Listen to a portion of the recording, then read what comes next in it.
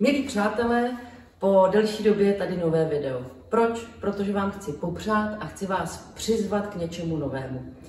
Já jsem se totiž rozhodla, že s nadcházejícím novým rokem rozšířím svou uměleckou činnost. Kromě divadla a hudby bych ráda tvořila umění doma, v domácnosti. Já v jedné ze svých písní zpívám o tom, že ráda trávím čas v kuchyni, u dřezu, ale teď nově i u trouby a u sporáku. Ta píseň se jmenuje Nastal čas a teď nastává čas na nový projekt. A ten jsem nazvala Tvořivé pečení.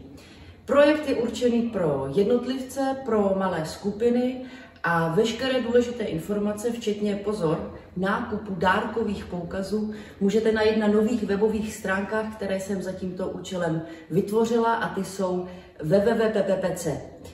To v překladu znamená www.pepepeče. Takže vy, jestli chcete, můžete od nového roku péct se mnou a s mým asistentem Horstem.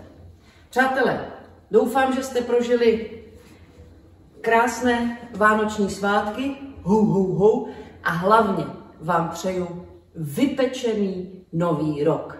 Bon appétit! Na stupně vítězů už dávno nelezu.